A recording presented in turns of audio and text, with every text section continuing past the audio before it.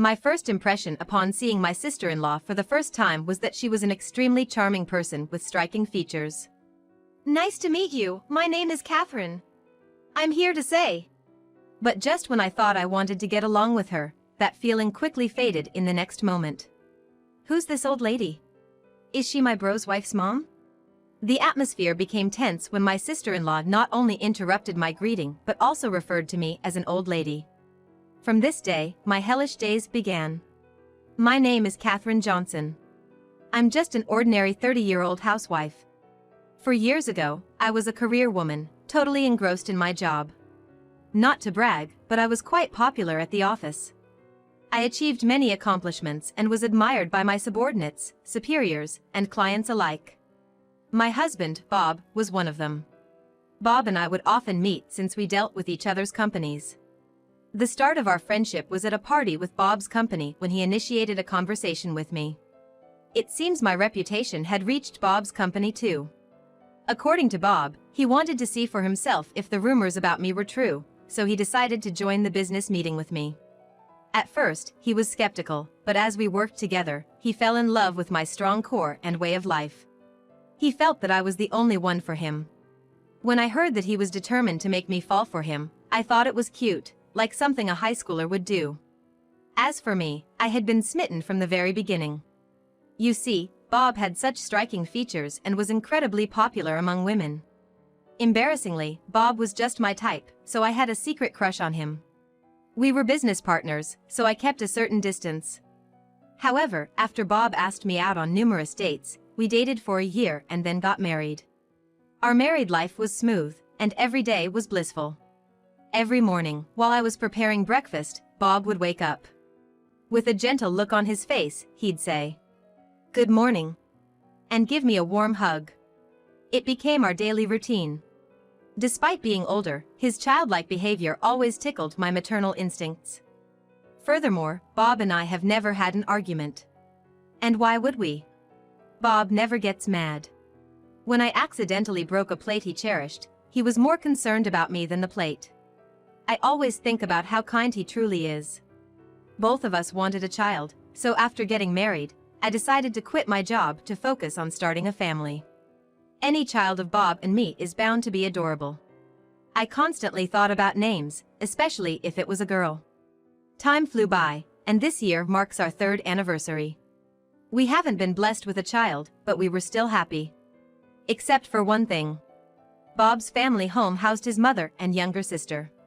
His father passed away from cancer before we got married. His mother is always cheerful and has been very kind to me. I believe Bob's kindness comes from his mother. However, his sister was different. I really didn't like her. Thinking back, it started from the time I first introduced myself before we got married. My first impression of her was that she was a very charming person with striking features, just like Bob. I had briefly thought I wanted to get along with her, but that feeling vanished in the next instant. Nice to meet you, my name is Catherine. I'm here to say. Who's this old lady? Is she my bro's wife's mom? Not only did she cut off my greeting, but the atmosphere went cold in an instant when my sister-in-law called me an old lady. My sister-in-law didn't greet me back, so Bob stepped in to introduce me. With a sarcastic tone and looking directly at me, she feigned surprise and asked, "How old are you?" I replied, 27. No way, seriously? That's hilarious. I thought you were like 50. You really look old. That was way out of line. I genuinely doubted if this girl was Bob's sister. She blatantly stared at me from head to toe, sizing me up. I just watched her in silence until she furrowed her brow.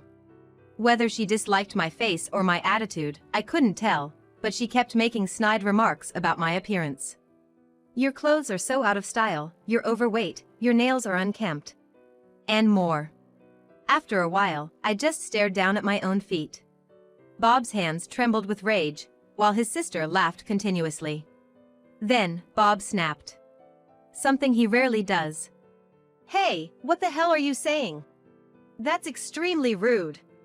She responded with, "Ugh, what? You're so annoying." Totally killed the mood. She's just plain nasty.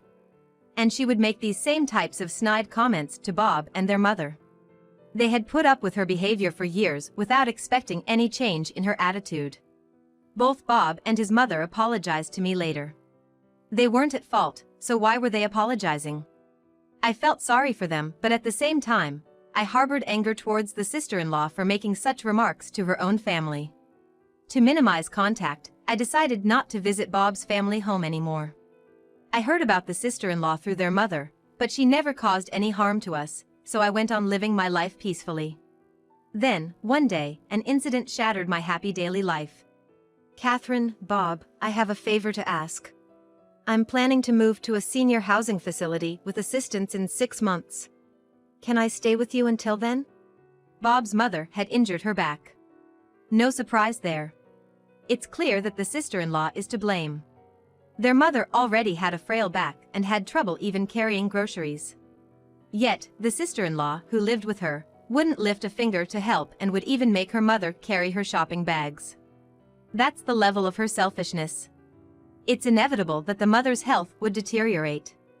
I just can't understand why the mother doesn't just kick her out of the house. Is it because she's her daughter? Maybe, no matter how bad the child is, a mother's love knows no bounds. I'm all for living with the mother. But that's only if it's just her. If we live with her, it means the sister-in-law comes with the package. Accepting it was the last thing I wanted.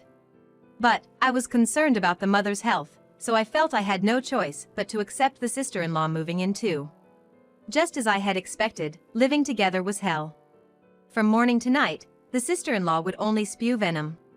Especially at me. When I cooked, she'd comment, "This tastes so bad. How can you even make such trash? You're weirdly talented." And then she'd ruthlessly throw the food in the trash. Whenever I folded her clothes, she would always find something to complain about. Sometimes she'd even say things like, "You need to iron this properly." Her attitude was like a rebellious teenager. In fact, she never even mentioned anything about how I folded clothes or ironed them. The sister-in-law has a habit of twisting words to fit her narrative. When cleaning the room, I have to be thorough, especially in the corners. Otherwise, the sharp-tongued comments from my sister-in-law start. "Hey! There's still dust over there.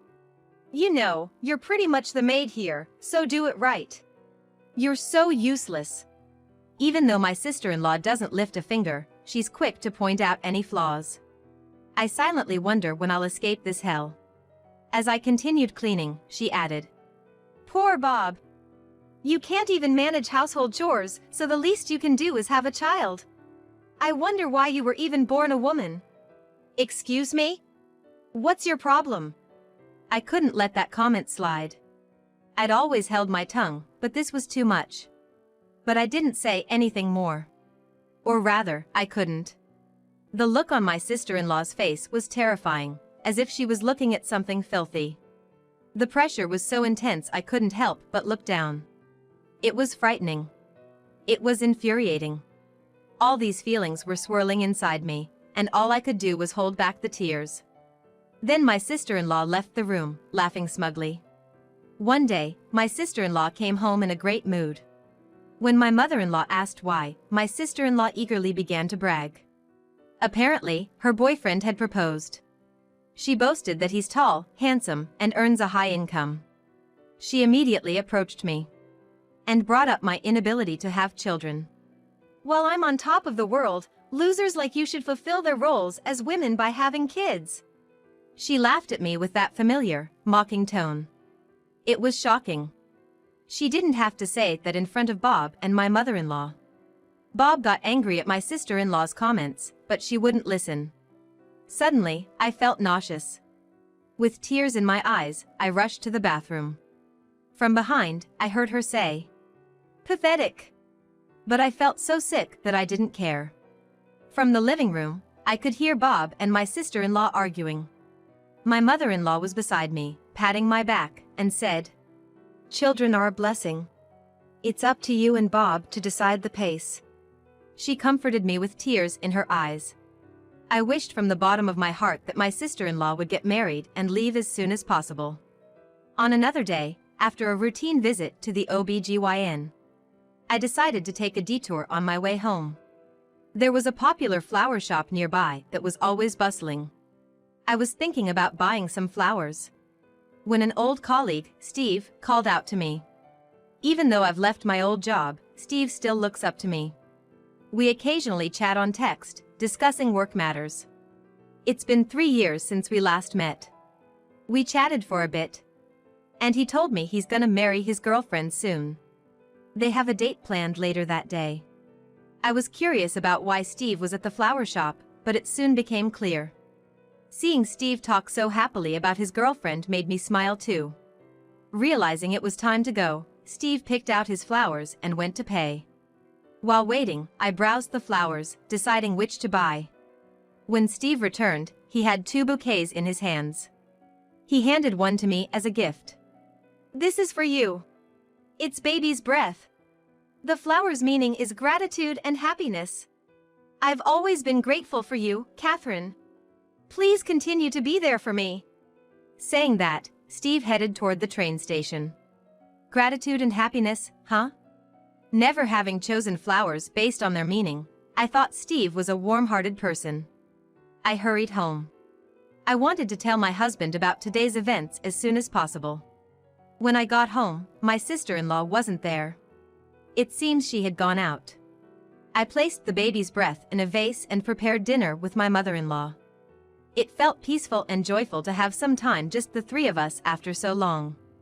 With my sister-in-law gone, my mother-in-law was watching her favorite TV show that starts every day at 7 p.m. That night, I told my husband about the day's happenings, and we both went to bed with smiles on our faces. The next day, my sister-in-law came home in the morning. She had a bouquet of roses in her hand, which she suddenly threw at me. She said, "Put these in a vase," and then went to her room.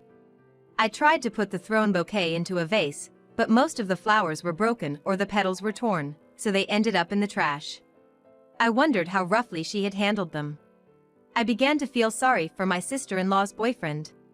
On closer inspection, I recognized the wrapping of the bouquet. After changing into her house clothes, my sister-in-law started talking again. Hey, I'm bringing my boyfriend over this Saturday.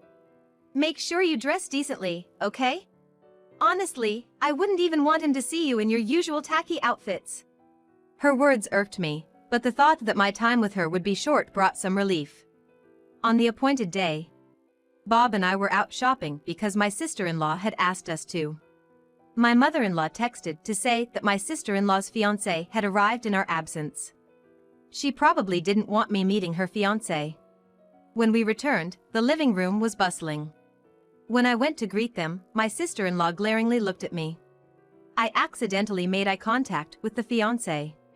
After a brief mutual gaze, my sister-in-law, seemingly disliking it, said, "Don't just stand there. The tea's gotten cold, go get a fresh one." Her fiancé tried to help, but she stopped him. My mother-in-law mentioned the beautiful roses and baby's breath in the vase, to which my sister-in-law made a snide remark. "Why is your flower and the one I got from my boyfriend in the same vase? It's awful. Separate them or throw them out. Your flower is colorless and not cute at all." She took the baby's breath from the vase and dropped it onto the floor. As I served the refreshed tea and placed the baby's breath in another vase, my sister-in-law's taunts continued. Apparently annoyed by my silence, she deliberately spilled the tea I had poured, staining the floor. The floor we had just cleaned with my mother-in-law that morning was now stained brown. From my viewpoint, I could see my sister-in-law's nervous fidgeting. She looked quite agitated. Bob brought a cloth and helped me wipe the floor. "Bob, you don't have to get dirty for her. Come on, let's sit and chat." The atmosphere was tense. Did my sister-in-law not realize that her words were backfiring on her? Her fiancé, who had been observing the situation, tried to defend me with his words. But, of course, my sister-in-law wasn't having any of it. "Why are you defending her? You should only be looking at me," she exclaimed, past the point of no return. "Isn't she your sister?" her fiancé asked, seeking clarification. In response, my sister-in-law uttered her usual demeaning phrase. "Nah, she's just the maid here. So it's okay." My mother-in-law tried to silence my sister-in-law, but as expected, it was to no avail. She just went on and on with her usual nasty comments. Once she was done ranting with a satisfied look on her face, her fiancé looked straight at her and said something. "Let's break up." What? Steve was livid. No wonder, after all, he was the Steve. I kind of guessed that my sister-in-law was engaged to Steve. The bouquet of roses my sister-in-law brought home was the same one Steve had bought just the other day. "Catherine is a senior colleague at my workplace, someone I respect and who's kinder than anyone else. And about that baby's breath flower you said wasn't cute, I sent it to Catherine. Sorry for my bad taste." "Wait a minute, I had no idea you two worked together." My gleeful sister-in-law began to panic. "Just because you didn't know, you think you can mock him? I've always heard about you being so mean, but Catherine isn't like that." Steve's gaze was cold. My mother-in-law looked down, while my husband stood by my side, glaring at my sister-in-law. Everyone in the room looked utterly disappointed in my sister-in-law. Seeing this, my sister-in-law looked at me with wide eyes, begging for support. "This isn't a joke, right? Tell me it's not." She pulled on my collar so hard it stretched my shirt. I firmly shook off my sister-in-law's hand. "I've always put up with your snide remarks. After all you've done, don't come to me for help now." For the first time, I laid bare my emotions towards my sister-in-law. "You've got to be kidding me. You can't do anything right. You can't even have kids, you're finished as a woman." As my sister-in-law tried to slap me, Bob stepped in and grabbed her hand. Bob, who had remained silent till now, grabbed a cup of tea and poured it over my sister-in-law's head in anger. He then shouted at her in a low, booming voice. Bob began to recount the truth about our struggles to conceive. It wasn't me who couldn't have children, it was Bob himself. Bob had male infertility. After diligent treatment, it was cured. And now, I was carrying our baby. Furious at my sister-in-law's comment, Bob shouted at her to apologize immediately. Seeing her brother truly angry for the first time, my sister-in-law was so startled she fell on her butt. "What's going on? Mom, you're on my side, right?" My sister-in-law tightly grasped my mother-in-law's hand, clinging to her leg in a comical manner. But she was shrugged off. "I'm done with you. I've let a lot slide because you're my daughter, but I've reached my limit. Leave this house now. You're the worst daughter. You ungrateful brat." My sister-in-law, thinking her mother was her last ally, was abandoned by even her. Clearly, even she was taken aback by this. She ran to her room, crying. Steve said he would contact us later and left the house. My mother-in-law hugged me and said, "You endured so much, you did well," while patting my head. My mother-in-law, hearing for the first time that I was pregnant, cried with a smile saying, "Why didn't you tell me sooner? Congratulations." Bob apologized for not protecting me properly. It was a tumultuous few minutes, but I felt refreshed having finally expressed my feelings to my sister-in-law. I'll never forget what happened today. Later, my mother-in-law moved to a senior living community, and the family home was sold. Bob and I decided to move closer to my mother-in-law. We wanted her to watch our child grow up. I haven't heard anything about my sister-in-law since. After that, Bob dragged his reclusive sister out of the room and forcefully threw her out of the house, belongings and all. No one has been in touch with the sister-in-law, so nobody knows where she is or what she's up to. I got a message from Steve via text that he had sent a letter and some flowers. A bouquet of baby's breath had just arrived in the mail. I put the bouquet of baby's breath into a vase and started reading the letter. "Catherine, I'm so sorry for my late response. How have you been feeling? Congratulations on your pregnancy. It was such unexpected happy news that it even made me happy." The letter went on to discuss his relationship with the sister-in-law after that incident. It seems that Steve and the sister-in-law had met once after the event. This was because it later came to light that the sister-in-law had been two-timing. Steve found out when the other man she was seeing contacted him. Since then, he's cut ties and they're no longer in touch. If they had gotten married, he would have surely regretted it. The letter was filled with his gratitude. I should be the one thanking Steve, but he really is a sincere young man. I truly hope he finds happiness. The end of my sister-in-law, who bullied me relentlessly, was unexpected. Through these events, I realized how one's actions, good or bad, come back to oneself based on how you treat others. I hope my child will be filled with compassion and understanding.